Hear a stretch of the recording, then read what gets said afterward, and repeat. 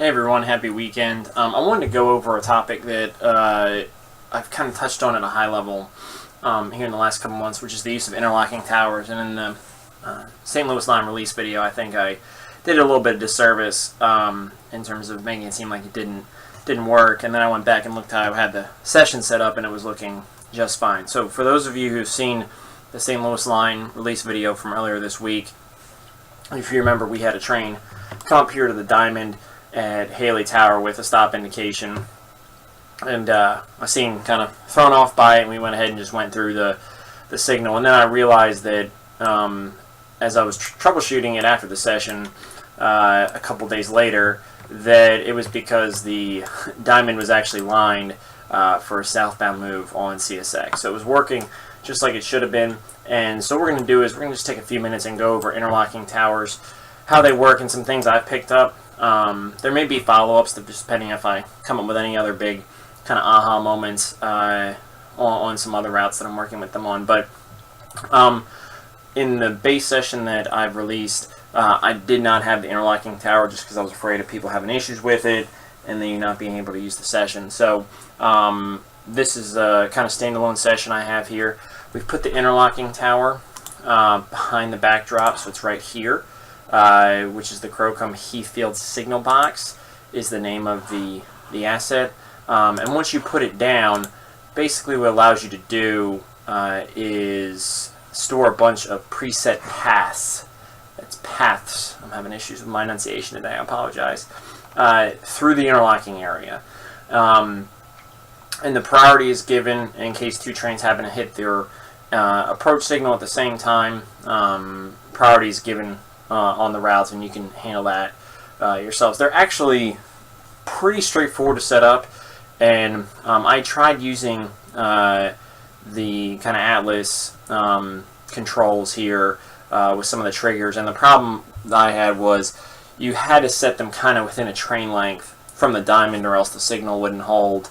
And at Haley, because of the situation with grade crossings, an approaching train needs to kind of fire the diamond signals well in advance, not just kind of when it's right up on the interlocking. So I've got a bunch of preset paths already stored. I'm going to make one more as part of this video, but it's a nifty little tool. You can see I've put it in the session layer just so it doesn't affect anything in the base route if I create other sessions. But one of the things you can do is you can name them different things. So in this case, we've got this is at Haley. It's the Conrail eastbound main 02 to Preston. So if we make it visible, you can see the path starts here at this signal and then basically forces the switches to line a certain way, and the yellow line indicates the path, and this is where it ends. So what this means is once the rear of the train exits this point past this signal, essentially the diamond becomes eligible for another train.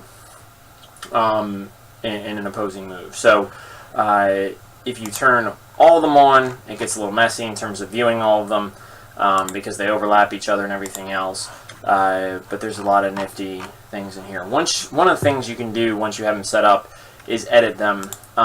This is where it gets a little tricky. So just so you can see how it's set up, we're still on this eastbound main 2 Haley, which is basically a straight shot on the Conrail eastbound main through Terre Haute out to the other side of CP Preston, which is the crossing with the Sioux line.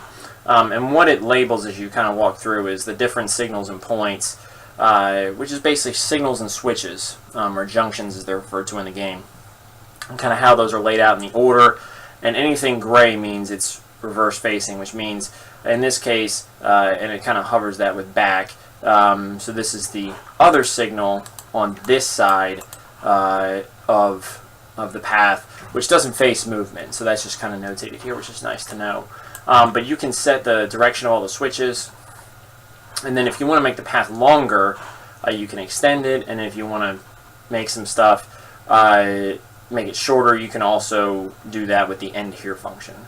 The other thing you can do, and we've done this because of the diamond situation, is when the path is activated, and we'll get into what that means here in a minute, you can set other objects to certain things. So in this case, when we activate an eastbound move on Conrail, what I've had to do is set the 2 CSX signals to stop. And those 2 signals are here on the north side of the diamond, and then right here on the south side of the diamond. So on an activation of the Conrail path, they both go to stop. And I just like this because I like to automate my sessions as much as possible, so I can just sit trackside and watch trains go by.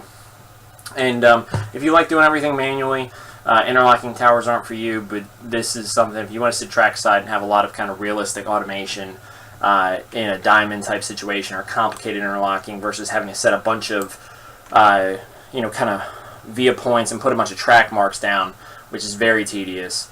This is kind of a way to store it, and they're always there for you to use. In the path list, we've got a number of them defined. I don't have all of them defined, but what we can watch is we're going to jump into session and do it right this time, and we're going to have the CSX train come south, and then you'll see what happens with the Conrail train. As soon as the CSX train clears the diamond, light up to go eastbound. So let's go into the session mode. So we're here in the actual session mode, and this is the same session that I had acted during the St. Louis line release video. So what we're going to do is we're going to run the southbound CSX train first, and talk about some of the quirks that introduces with that get introduced with using interlocking towers, and kind of show how this works in practice. You can see that the diamond has already been lined for CSX. So I do have a southbound CSX path stored in the interlocking tower, and what happens is that even though the train's not right here on the signal, and this is what I really like about the interlocking towers, is that once it's within a certain distance from that entry signal, is what this is called, the entry to the path, once it's within a certain distance, it'll actually lock it up and say, hey, I have a train approaching, so I request the interlocking tower path. And so what this means is that there's nothing I can do except run the CSX train southbound. So we're going to go ahead and do that. And I get a lot of questions about locomotives typically after videos. So like I talked about before, these are the jointed rail AC 6000, which they released. Not a new release, but still a nice looking locomotive. So what we're going to do is we're going to run this one south, and then I'm going to bring one of the Conrail trains east, and we'll do, I'll drop this out of automatic mode. Let the parts cars load, and then we're going to go ahead and come eastbound. So since the path since I'm in manual mode, what it'll do is, and manual being manual driver mode, it'll actually prompt me for a path if I'm manual. So I want to run straight eastbound through Haley, and what it tells me is that path is clear, which means, all that means is there's no other trains that are in that path. It doesn't mean that the diamond's necessarily available. So we'll go ahead and request that and proceed east. You can see that it's still lit up as stop, and we've got the southbound CSX train here on the approach to Haley Tower.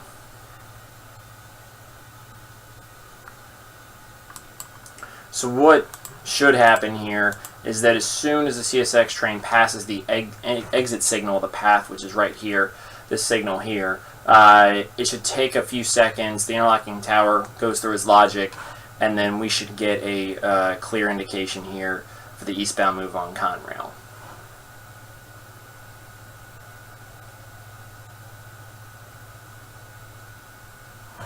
And I'm just going to put this train in autopilot just so we don't end up derailing, in case I want to use it later.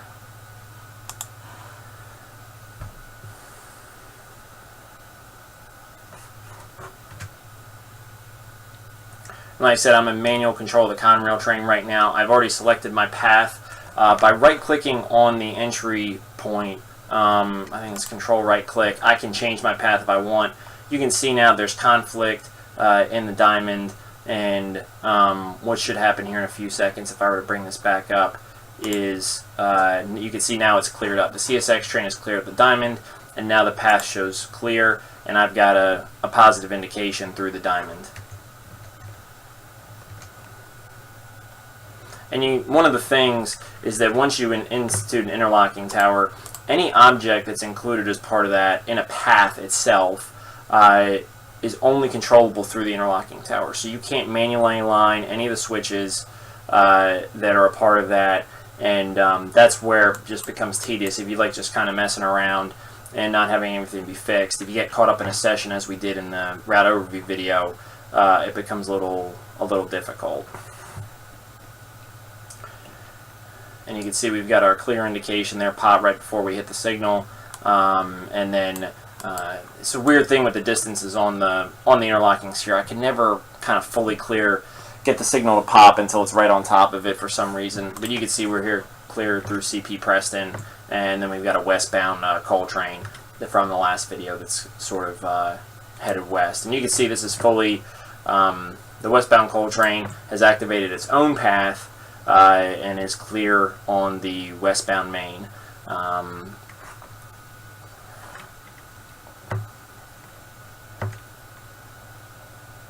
What we're going to do is we're going to turn the CSX train around here in session mode and just show kind of the reverse if we have time here.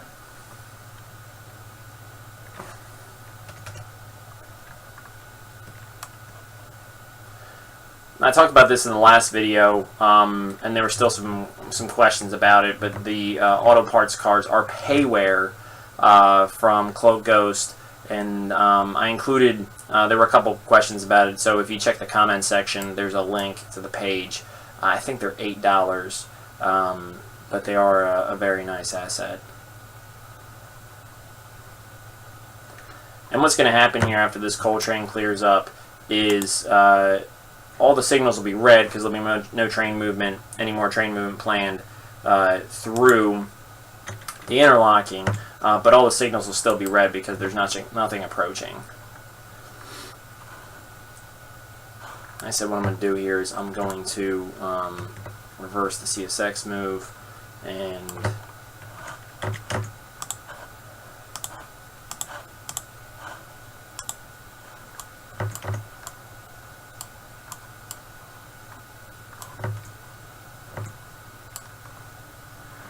one of the things, and this is why I talked about it being a little touchy, is since the CSX train's in autopilot mode, and I'll get back into this here in session view, is that if you're going to run a train on autopilot, you need in the session rules to actually predefine what the path is, because these prompts only occur when a train's in manual mode in terms of urine control. If it's an AI control in the session window, you actually need to pre-default the path for that train.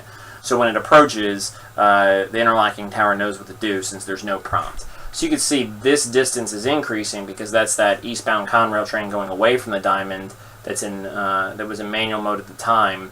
But I have no prompt here at all for this CSX train, even though I'm approaching the diamond.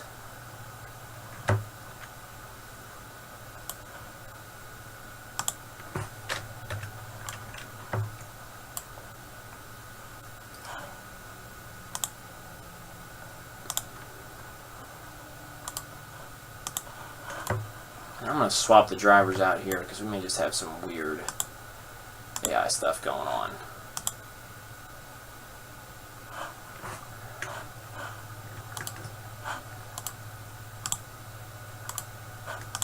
It looks like I just had some commands there buried. So you can see I don't have, and this is where I said interlocking towers get a little weird with manual control. So what I tend to do is if I'm trying to troubleshoot is I'll come over here and actually interact with the interlocking tower. So how you do that is you actually control right click, view details, and you can check the status of all the routes. If they're all clear, then you should really have no issue getting a signal at the interlocking tower. And what I've realized now is I actually haven't defined a path for CSX northbound because I haven't used it in a session yet. So what we're going to do is we're going to go back into session mode, we're going to define that path, and then come back in, into driver mode and test it out. So we're back here in Surveyor in the session, and I didn't kind of edit it to be perfect in terms of the video. It was meant to illustrate the iterations you have to go through to kind of get this thing to work the first time. But I can tell you, once you get it working, it really simplifies some of the more complex interlockings and junctions you may have. Like I said, you don't have to use a diamond. It can be a normal, crossover, etc. that you can do, and my new project will be using it in just a more complicated interlocking plan itself that doesn't involve a diamond. So what we're going to do is we're going to define a northbound CSX move, and so what we're going to do is we're going to come down here and we're going to add, and then we have to specify the signal. So this is where the extra work comes in that you may or may not be willing to do. It really helps if you name your signals so they mean something. So the default, as many of you aware, is signal 1, 2, 3, 4, 5, etc. For this to work effectively, you need to know what signals it is, and this is not by any means required. It just helps from an organizational perspective. You pick the northbound signal in this case, and then it goes until the next signal it can find. So these signals are actually on invisible track. They're there for display purposes only. Back when there was train orders in the area, and just was something I thought was a nice scenery item that exists in the prototype. So this isn't the first signal it's found. It's actually this one, which is the southbound signal. So that looks good. In terms of the path, we're just trying to create a northbound path through the diamond. Now the catch is we do want all the Conrail signals to end up a stop. So one of the things is that when you start a path, it's going to automatically set the state to proceed, so it'll automatically line up a clear. And I don't necessarily want that. If the occupancy ahead doesn't dictate that, I don't want to do that. So instead of proceed, I'm going to make it automatic, which means if it needs to be an approach, it'll be an approach. If it needs to be, approach medium, etc., it'll do that. But what I'm going to do here is, if you remember from the Conrail side, I'm now going to add, where we had CSX signals, I'm going to add the the 4 Conrail signals here, and set them to stop. And now I have to remember the names. The nice thing is you can hover even when you have this window open and see. So I'm going to add Haley, and got eastbound main 1. And this is, like I said, where it really helps to have your signals named if you're going to do this effectively. And so I've got all 4 signals that we're going to put in here. And I'm going to set them all to stop as the default on an external object signal. And so in this case, we're going to go automatic. The junction is lined up for the move I want, and then I'm good to go. So we're going to call this something that means something. I'm going to go back to path list and just make sure I'm calling it the same thing. So right now it defaults to the 2 signal names kind of concatenated together. And just like the one's called Haley CSX SB, I'm going to call this Haley CSX NB.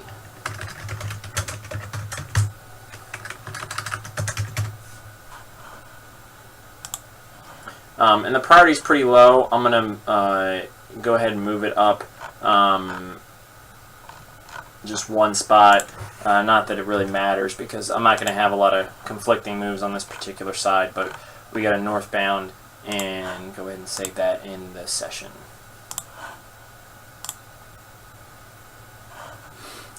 So I talked a little bit about actually using it in the session, and so if you're going to use AI and use paths, what you have to do is you have to use this interlocking tower set path.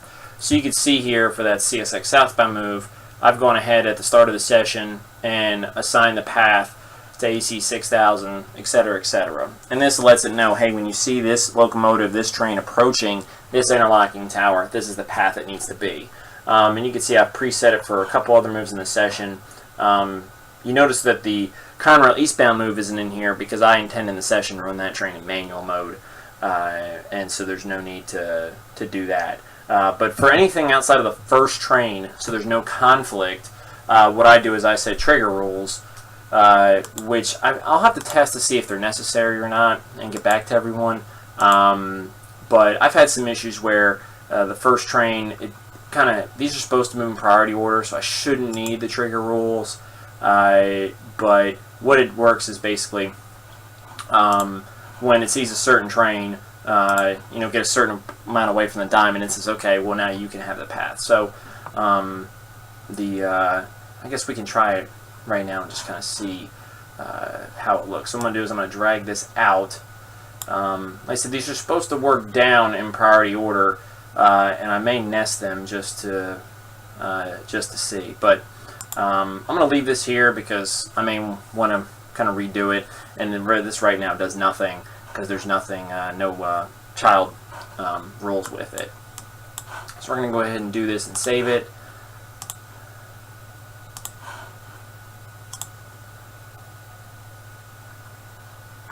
And what I'm going to do is we're going to actually line the switches for that Conrail move that is also in the session rules, which is this other eastbound train.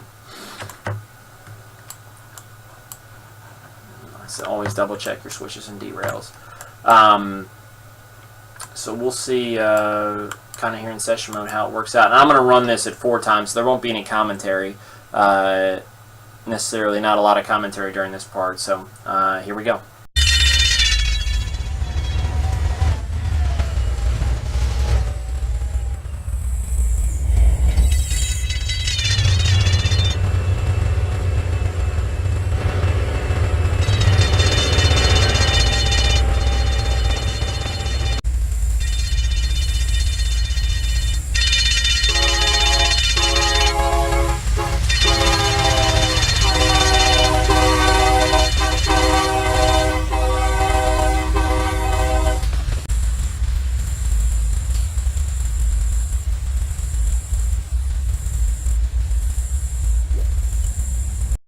So after some finagling behind the scenes, I was finally able to get the interlocking tower to clear for the southbound CSX move. So I think, the lesson is when you're setting up your session, you don't want to have your path rules set. You do want to do some nesting. And if you have them set like that, make one of the trains wait. So what ended up happening is that the Conrail train hit the approach entry area before the CSX train did. It got priority because it was the first there. Its route fired, and then in the process of the eastbound Conrail moving, the westbound Conrail also came, which further delayed kind of the CSX train being able to request the interlocking path. The train actually kind of got hung up in the "I don't know what to do" AI exclamation point. I can't move.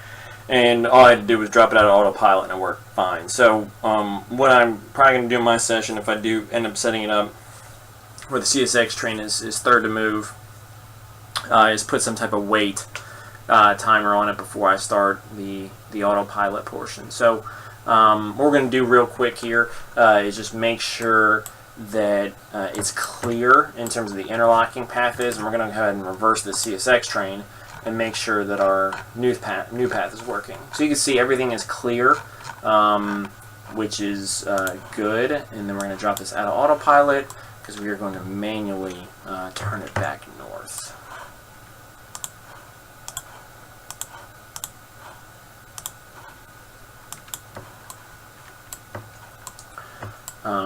So in this case, you can see I've got this lined, and then we've got stops. Now I have no trains approaching.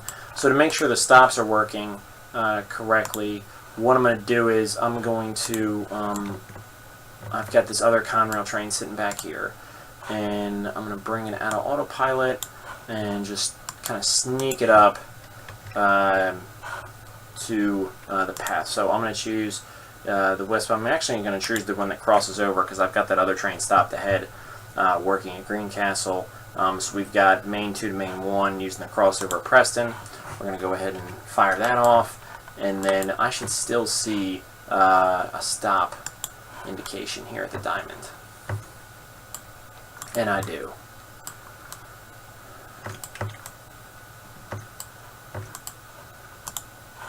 So move the CSX train up a little bit.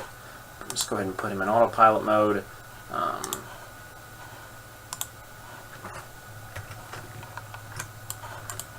And it'll just kind of take the path that's already been given to it here through the interlocking. And we'll just check the states of the paths real quick.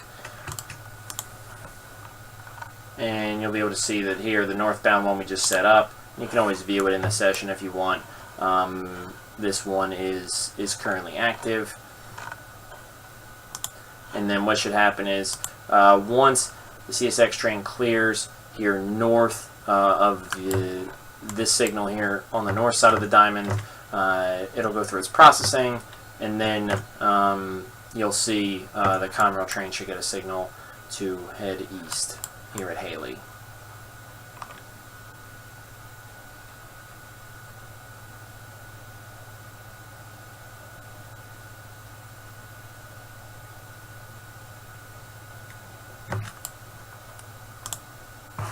I'm going to go ahead and bring him to a stop here, short of the grade crossing.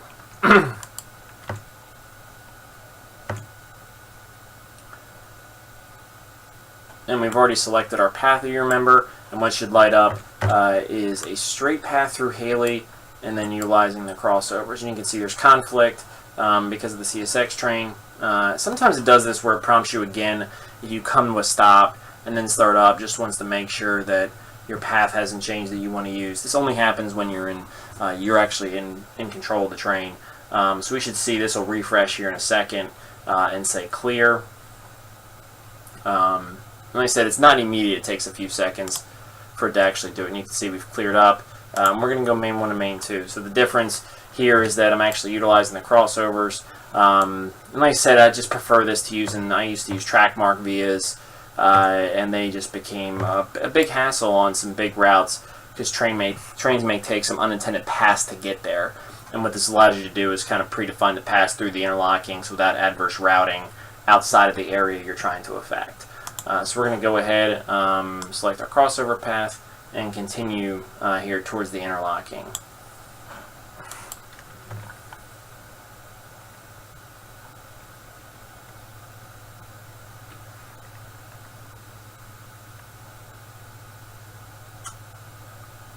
Like I said, for some reason the distances between the signals are weird. So we've got, I'll be doing another video about NORAD signals, but we've got an approach limited here at the tower, which is what you expect because I've got a straight route through this interlocking, but then I'll be crossing over the next one, and here it's lit up limited clear. So that's a good signal progression, which is something that I'm very anal about, and I've got a video I'm writing notes on about NORAD signal rules, as they tend to be very misunderstood in terms of their complexity. And for those of you who live up north and are familiar with it, I think you kind of have a good understanding. But it's going to go over general signal progression for those of you who are interested in kind of what makes sense as you set up signals on your routes. But we've got limited clear,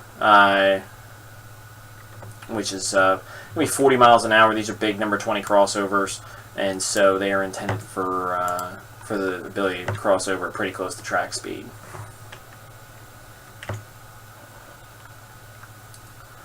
Just going over some other content while we kind of watch this train head through the interlocking, and what we're making sure of is that just it clears up correctly in the interlocking tower. The lead unit is an LMS-8 from Jointed Rail, and there are a couple skins that come in it, and the second is freeware. It's a -9 from SRS Trainz, which they have a lot of really great freeware content. Also some nice payware locomotives. I know I picked up the an SD Santa Fe BNSF SD75 for the Chili sub, and an SD70M -2 as well to use in the more modern era route of the Chili sub. So some content here on the head end of the train. I've seen a lot of comments y'all sent about custom reskins. I do a lot of custom reskins for myself. None are for release because I believe heavily in the kind of the guidelines for content, and kind of keeps the community in control and allows for people who created the content to control them. So I don't release any personal reskins. I can tell you how to do, or what I went about in terms of what textures I used and how I went about it, but that's about as far as I'll go. So I've done a Conrail -8 just in the non-Conrail quality, and also C30-7, some other stuff. So here at Greencastle, like I said, I've got this train stopped. I haven't finished the session automation yet, but what he's going to do is he's got a cut here for Conway and Pittsburgh that a train will come by later and get.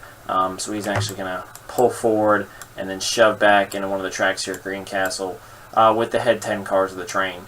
So what I'm just checking for here is to make sure this is outside the interlocking tower, but just make sure that I've got a clear signal here versus something that's either less permissive or indicates I should be taking the diverging route on the CSX, so that looks good.